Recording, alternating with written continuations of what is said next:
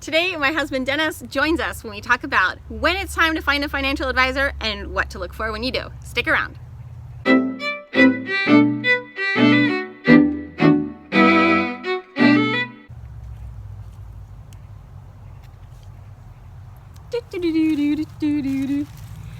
Hi, I'm Gina. Welcome back to Tight Ship Mama, where I teach you how to run your home like a tight ship. We do this with budgeting, meal planning, decluttering, implementing routines, and a little personal development. Along the lines of the budgeting, I follow the Dave Ramsey baby steps to financial freedom, and we've been progressing along on my channel. So we've reached baby step 4, which is investing for retirement. And Dave Ramsey recommends investing 15% of your take-home pay in retirement. So that's all well and good. And when I worked, we had a platform where I would just go onto Fidelity and I could kind of skew my investments towards really conservative and really aggressive. And I think if people work for a big company, that's kind of what their options are, or you might have a pension.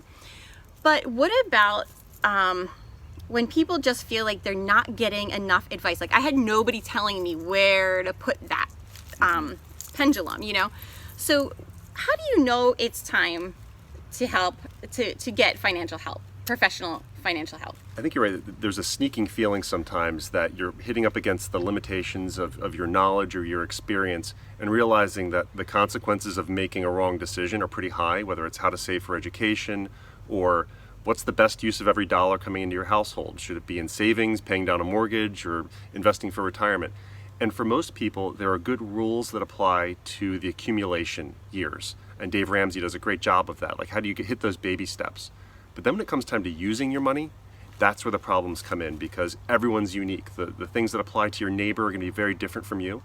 So when you start to think about the uses of your money, that's typically when people say, I need somebody to help me do this. What is the best use of every dollar that comes into my home? Right. And we talk about that a lot on this channel, which is being intentional with your money. Every dollar has an assignment every month for the rest of your life, whether you're in your earning years or you're in your spending years of actually putting to use all that money that you've saved. So Dennis, when people say, yep, I'm at that point, I need to hire somebody, where do you even begin? Right. I would suggest starting by talking to a couple of people. Fit matters so much. There are financial advisors of all shapes and sizes, and they specialize in different things. Some are traditional brokers, some take a more of an insurance bent, but what we recommend is looking for someone who is a certified financial planner, or CFP. I'm a CFP myself, as is my partner, and what that means is a couple of things. First of all, a certified financial planner is what's called a fiduciary, where they are obligated to act in your best interest, place your best interest ahead of their own at all times. That's not the case with every person who has financial advisor on their business card. So a CFP checks the block for being a fiduciary. The second thing is there's a comprehensive nature to it. So a certified financial planner is credentialed in investments, retirement, taxation, estate planning, insurance. So it's someone who can really look at the whole picture for you, and not just one snapshot like how much you have in stocks or bonds or which funds you're picking. It's looking to say, of all the pieces that should be priorities for you right now, which ones come to the top of the list. And if you go to the Certified Financial Planner Board, the CFP Board website at letsmakeaplan.org, you can actually search for a CFP in your area, and you can also check to see if someone is a certified financial planner and if they've had any disclosures or any wrongdoing in their public record. So it's a good place to start. Letsmakeaplan.org. Right. This is a huge decision that needs to be made. And how many do you recommend, or do you recommend interviewing more than one advisor, or should you just go with who your friends go with? Or no, advisors can have very specialized niches. We know of one financial advisor who specializes in working with just pro bass fishermen. That probably might not be the right person for you, but someone who, in our case, we run a family wealth firm. We focus on individuals and families. We don't do large institutions or corporate financial plans or anything along those lines. So advisors usually have a niche of who they work with, and I think it's important to interview a few of them and say, does this person work with people all the time who are in my circumstances? Because then you benefit from the knowledge of that community. Okay, so when they are interviewing, let's say 3, right? I always tell my friends, interview 3. What are some things you should be asking when you're doing your interviewing? Okay. So first of all, there's a list of 10 questions on the CFP board site. So if you go to that Let's Make a Plan website, Okay. you can pull up a list of questions. I think the biggest ones, first of all, are you a fiduciary? Again, that's not everyone, but it kind of sets the conditions for, is this person going to be looking out for my best interests? The second piece is, what are your credentials? So are you a certified financial planner or a chartered financial analyst or a CPA? What is this person's background, and do they have the right credentials to be working with me? The third is, how do you get paid? So there's so many different ways that financial advisors are paid. Some earn commissions, some pay flat financial planning fees, others there's a percentage of assets under management. There's all different ways, and some of them aren't as transparent as others. So ask them to explain not just how they get paid as an advisor, but what do the investments cost? Those are fair questions to ask. And These are falling. these are falling. The last piece is, again, who is your typical client?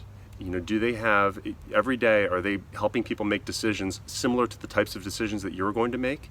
Because if someone is a really good stock picker but doesn't have a good sense of estate planning and taxation, then you might find yourself having to add on another team of professionals just to meet that need. So what's their specialty? Who do they work with? I was going to ask you about what this sort of thing costs, because maybe people are getting their kids ready to go off to college and they're already stressed that maybe they haven't saved enough. Right. And now here we are saying, oh, on top of that, you should get a financial advisor and it's going to cost you money. Right. So if someone, isn't ready for full-on fee-based, manage all my assets, is there anything that you could recommend for maybe people our age that their kids are going off to college or they have a major transition financially going on?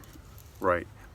Most certified financial planners will have some way that you can charge for just a flat financial planning fee. So they'll create a plan, help establish priorities, show you how some different variables, put a little bit more money into college savings, pay off the mortgage over here, help you to weigh some of those decisions. And those can be for a flat rate. So you can, for a couple hundred, maybe $1,000 or so, you can put together a comprehensive financial plan that helps you to at least make some good decisions in the near term.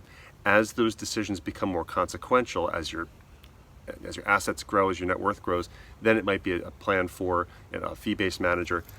The thing you want to try and avoid is high commission, because that's where it's more transactional. Someone's coming in selling you something, then walking away from the transaction. You really want someone who's going to be accountable, and the financial planner, a CFP, or a fee-based advisor is really going to be the more accountable partner in something like that. Yeah. I think a plan is probably what I needed when I was in my mid-20s and got hired with I literally went from my first job to my second job, doubled my salary in one fell swoop. And I probably could have used a plan early on in my career to kind of get me on the right path. And I'll do a video someday on mistakes that I've made, and there was one in the beginning that really was a big one. And a plan, I think, could have probably saved me from that. A plan really helps when you're getting to momentum. I mean, Yeah. for many people, sometimes momentum doesn't kick in until you're in retirement. Other times you just start looking around and saying, hey, I'm in my early to mid 40s. I have a lot of options. I sense there's a lot of opportunity, but I don't know where to go from here. And that plan just sets the direction and starts to, point you to where your focus should be and what you can safely ignore at that stage. Dave Ramsey always talks about, so along the lines of finding a good financial advisor, Dave Ramsey always talks about finding an advisor that has the heart of a teacher. And I think that that is so important. And as women, we're really good judges of character and that gut check. So when you're interviewing your different advisors, really go with your gut, because you, statistically, we are going to outlive our male spouses. So a lot of this financial stuff is going to fall on our laps eventually. And one of the things that opened up the conversation for us early on in his career was I found this piece of paper in our kitchen that said 5 things that you should know. And he came home and I was crying and I'm like, here I am, the wife of a financial advisor, and I don't know the answers to these questions. And I think that the very first answer is who's your first phone call? Like, God forbid something happens. Who's your first phone call? And you want to make sure that that first phone call is with someone that you completely trust and that doesn't intimidate you. You want to, like, there's only so many times in your life that you're going to have, the retirement or your pension is going to be kind of up for grabs or whatever, Right. And you want to make sure that you are completely comfortable asking all the questions that you have to ask. You should never leave with lingering questions or not really understanding where your money is or what's going on with it. Along those lines, Dennis, what makes somebody a good client? Like, this is a two-way street. Right. And it's a relationship that you'll probably have for 30 years, possibly. If you're roughly our age, it could be 30, 40-year relationship. So what makes a good client? What can we do? I think one of the traits that's really helpful on both sides is humility.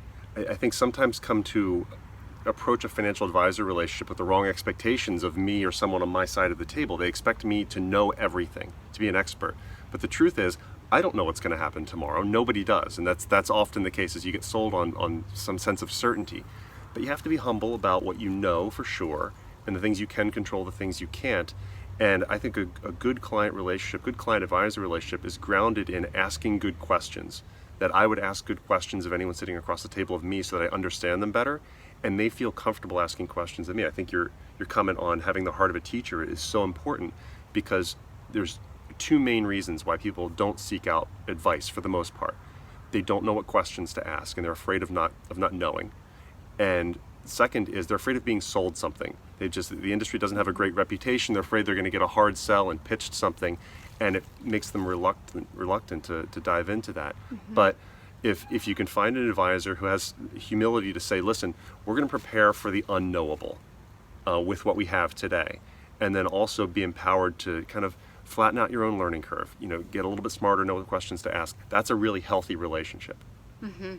Yeah. And they need to call you back. You only have to be a homeowner for 5 minutes and realize that nobody calls you back when you want some work done on your house. Right. The person not calling you back should not be your financial advisor. Right. They should really be on top of it for you and be willing to call you back however many times it takes to explain whatever you need explaining. That's right. Definitely. Dennis, so maybe someone's listened all this time and they're still thinking, I can do this on my own. Mm-hmm. Convince them otherwise why you shouldn't go at this alone. I think we all have blind spots. There's a reason why we have doctors or personal trainers or accountants in our life. There's certain things that we know for certain almost to a fault. And sometimes someone might be, well, I've been really successful at investing. I've accumulated really well. Yes, but have you ever had to take distributions from all of these multiple accounts? Do you understand tax implications or the estate implications of what you're doing? So there's this element of making sure there's someone validating your strategy, checking your blind spots, and making sure that as the conditions change, you're adapting. Here's an example. So just this year, the rules for how you take money out of an IRA changed, and there's talk of changing them again in the next year or two. And that impacts anyone who has retirement savings. So unless you're going to stay on top of all those things and the exact implications for you, that can be challenging.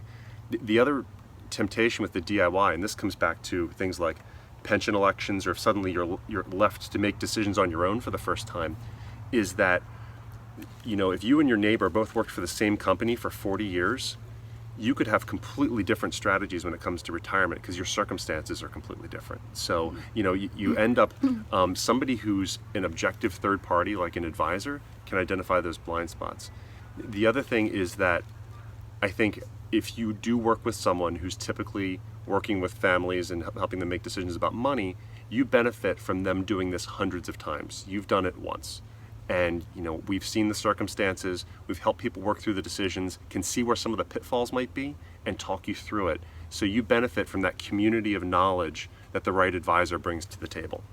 Speaking of a community of knowledge, Dave Ramsey talks about having your council of advisors. Mm-hmm. And I've mentioned already, who's your first phone call?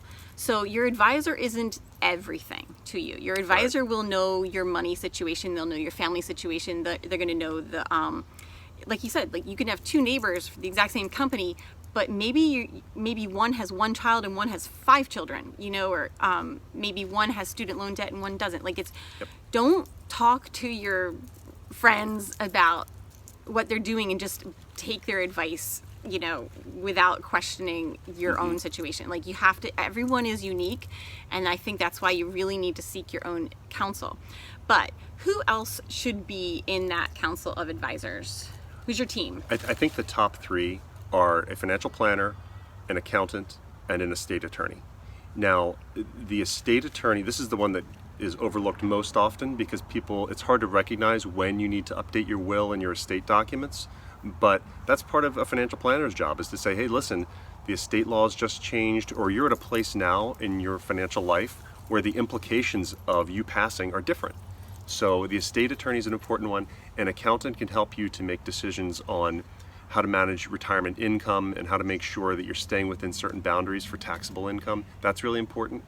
We've found that somebody's usually the gatekeeper. Tends to be the accountant or the financial planner, someone who's seeing you on a regular basis, who can look and say, now's the time to call an attorney, or now's the time to call in somebody else. And even somebody having eyes on insurance to make sure that you're covered from property and casualty, all the risks and things that go into your homeowner's insurance, and making sure that they're right-sized as you progress through different layers. On the insurance side, when we're young, the risk is something happening to us and us passing away at a young age. If you have young kids, if you have a big mortgage and lots of earning left to do, there's a risk in you passing too young. But eventually, somewhere around 55 or 60, that transitions to the risk of living too long. What if I outlive my money? Different risks at different times. So someone with eyes on insurance would be helpful. And if this is already getting you overwhelmed and intimidated, I think start with your advisor, your financial advisor, and they will, if you find an advisor that you really trust and admire, they're going to know good lawyers, they're going to know good accountants. So kind of start with your financial advisor, and they're going to know those people. Now, another thing I'm going to say to you is, I know you watch this channel because I am a budget guru and I am a penny pincher. I am frugal, but I'm not cheap. Okay? What I mean by that is you have to pay for good help. All right, we've done our will twice, I think, in our marriage. And the first time we did our will, I literally was having contractions. It was the day before my son was born.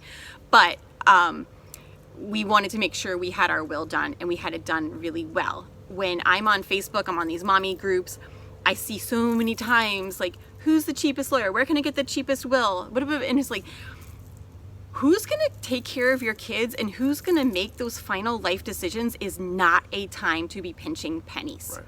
Okay? There is penny wise, pound foolish. This is not the time to pinch pennies. You want the best advice that you can afford. Okay? So, you can skimp on the groceries for 6 months and pay for this. Okay? Right. But it's definitely worth it. When someone is meeting with their advisor, what does a meeting look like? Walk us through a typical meeting so that maybe people, if they're a little intimidated right now about going to see somebody, what can they expect? Right. So I think sometimes people will expect to come in and talk about stocks and bonds and numbers going up and going down, but that's not a lot of the conversation that occurs. Most of the time, it starts by checking in to say, what has changed in your life? So the things that were happening, whether it's job changes or different priorities when it comes to retirement timelines or kids or anything else, what's changed in the things that are in your control? Then we'll talk about the things that are happening in the world around us and try and put some context on there. And so my background is a little bit unique. I studied history in college. I was a history major with a business minor. And I think that historical perspective is something that we always try and integrate, because one of our challenges, and a very human challenge, is the most recent thing that happened is always our biggest fear. So I remember 15 years ago, early on in my career, people had been burned by when the dot-com bubble burst, and they would say, I don't want to buy any stocks, I don't want to buy bonds, I want to just buy real estate because that always goes up and nothing ever goes wrong there. So that's where I'm going to be, it's safe. And then we saw what happened with the real estate bubble. So there's always these moments of feeling really optimistic or really pessimistic. And when we sit down in a meeting, we're going through and saying, all right, what are the areas where we might be overly optimistic or overly pessimistic about things, and make sure that we're coaching you through some of the decisions you make, because everything compounds. We want to make sure we're making good decisions. So those are really helpful conversations. Your advisor should be giving you perspective every time you sit down and have a conversation. That's good. Thank you. Sure. Do you have any final words of advice for my viewers? I think good decisions, like money, compound over time. A dollar misspent or a dollar that's not too much taxes paid and all those things, they compound and grow over time. So the more you can just build a habit of good decision making around money, the better off you're going to be. If that means getting an advisor to help you do that, all the better. So I think our experience has been that people find great value knowing that they get some validation, that they know that they have a backstop and somebody's looking for their blind spots and helping them to work through good decision making and building confidence over time. Yeah.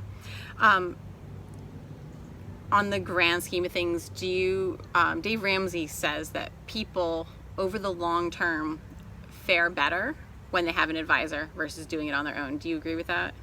They do. I think there's and we've seen it recently in all of the volatility that there's been in the stock market. There's a constant temptation to dive in and dive out of things to start To time the market. to time the market. Yeah. Yeah. There's a tendency to want to be heroic. Right. And a good advisor is going to tell you don't need to be heroic here. It's baby. That's why the genius of baby steps. Little incremental things over time matter a lot more than big heroic steps, because we can make big heroic mistakes too. Yeah. And that's what an advisor can help you to stay away from. Right. Slow and steady, people. Slow and steady. And a good coach along the way. All right. Anything else? No. You good? No, All right. is Thank you so much for joining us. Sure. Welcome. All right. Have a great week. I hope that answered some questions about when and how to find a good financial advisor. I'm going to link below that website that Dennis referred to give you some questions on where to begin interviewing your next financial advisor. And get your wills made and make sure you have some term life insurance too. That's another Dave Ramsey recommendation. That's very inexpensive, but definitely needed. All right. All right. Very good. Take care.